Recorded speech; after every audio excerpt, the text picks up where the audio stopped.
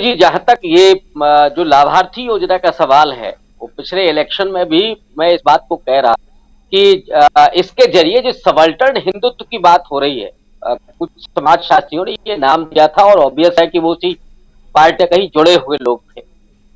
ये 80-82 करोड़ लोग पूरे देश में, और उसमें सबसे ज्यादा तादाद उत्तर प्रदेश में। सवाल ये है, आप खुद से भी ये पूछ करके देख सकते हैं कि क्या कोई भी व्यक्ति सिर्फ अनाज पर जिंदा रहना चाहता है? उसके बच्चों की पढ़ाई लिखाई, नौकरी, दवाई, इस सब का इंतजाम होगा कि नहीं होगा? जो बेरोजगार सड़क घूम रहे हैं, उत्तराखंड में अभी 3 दिन से जो दृश्य आ रहे हैं, वहां के नौजवान नौकरी मांगने के लिए सड़क पर आंदोलन कर रहे हैं। इलाहाबाद में पिछले दिनों 9 बच्चों ने आत्महत्या की। कुछ बच्चों ने तो वहां पर अपने मार्कशीट जला दिए। किसानों की दोगुनी आमदनी करने का वादा किया था, 2022 गुजर गई है, मिला क्या लोगों को? 2019 में परिस्थितियां दूसरी थी। लोग मोदी जी को एक और चांस देना चाहते थे। लोगों को यह भरोसा था 5 साल का समय कम है, और उस पर वो जो जम्मू कश्मीर में हुआ वो एक अलग मसला था। मीडिया तो रोज बचता ही है।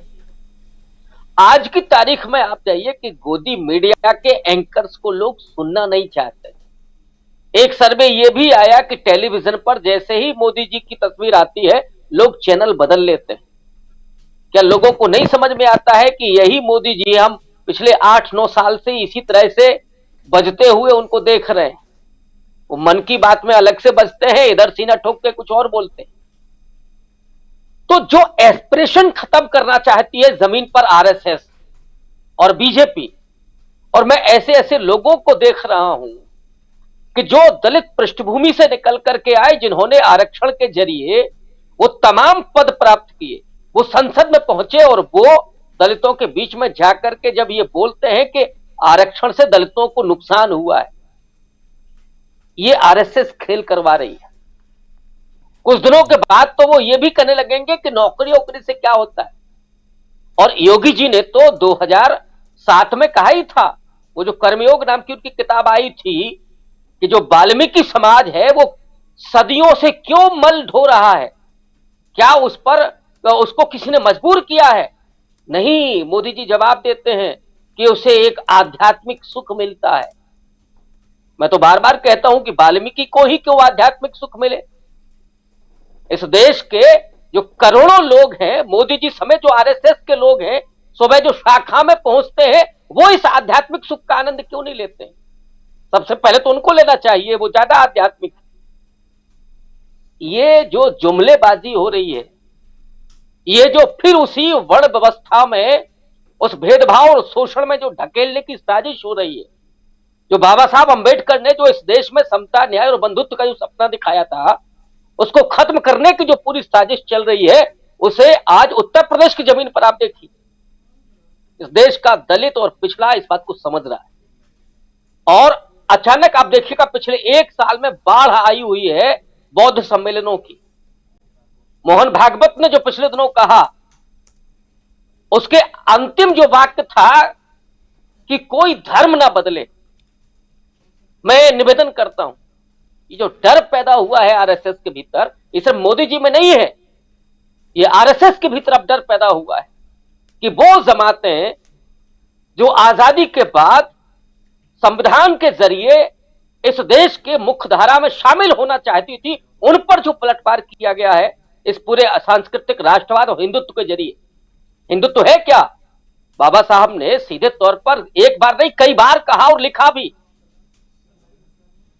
उन्होंने सीधे तौर पर कहा था कि ये जो ताकतें हैं जो हिंदू राष्ट्र का सपना देख रही हैं, और हिंदू राष्ट्र इस देश के लिए सबसे बड़ी आपदा साबित होगी, क्योंकि जो हिंदू है, बाबा साहब के शब्दों में, उसमें स्वतंत्रता समता है ही नहीं, और ये हिंदू राष्ट्र का सपना दिखा रहे हैं।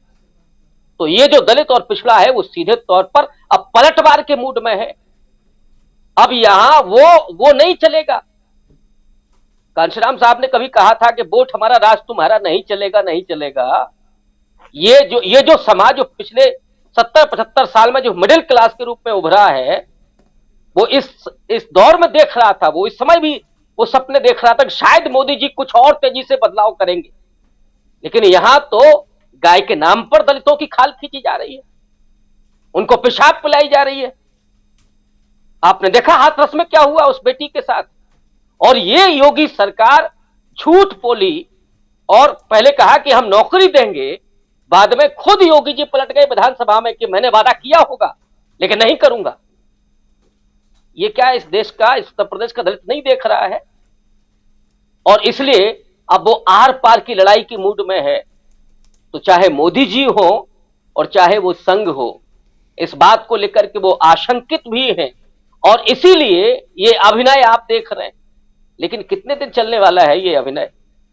इसका जवाब 24 कैरेट 2024 में मिलने वाला है। ये पूरा समाज इस तैयार बैठा। कितने लोगों को जेल भेज दिया आपने, एनएसए लगा दिया, केवल रामचरितमानस के फोटोकॉपी को जलाया था। क्या ये इतना बड़ा अपराध था?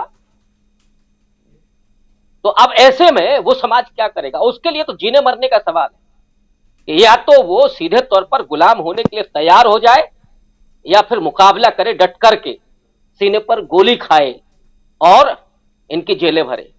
अब वो इस मूड में पहुंच गया है। इसलिए मोदी जी के लिए अब ये चुनाव वो नहीं रह गया है। ये जिस हिटलरी अंदाज में इस देश को चलाना चाहते हैं, वो शायद भूल गए हैं कि हिटलर का क्या हुआ था। ऐसे लोगों का, ऐसे तानाशाहों का हश्र वही होता है। इस देश में प्रजातंत्र उसकी आत्मा में है।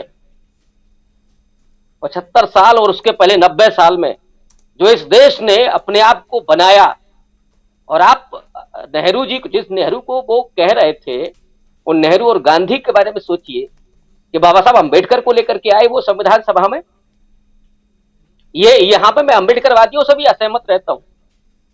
उनको कतई नहीं लगता है कि ये नेहरू और गांधी का योगदान है कि वो अंबेडकर को लेकर के आए।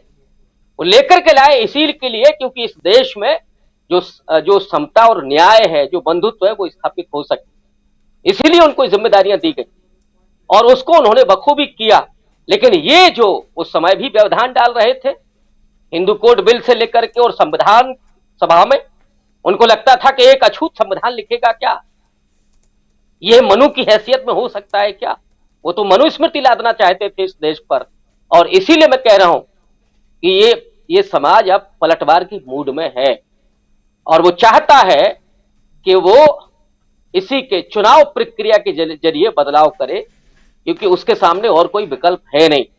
और बाबा साहब ने भी कहा था कि ये जो कौम है जो हजारों साल से पराजित, पराधीन है, शोषित होती आई है, अब ये और ज्यादा शोषित होना नहीं चाहती। तो अब वो स्थिति है। इसलिए मैं कह रहा हूं कि बदलाव आपको दिखेगा, मोदी जी कितना भी अभिनय कर। अमलेंदु जी, आपको भी ऐसा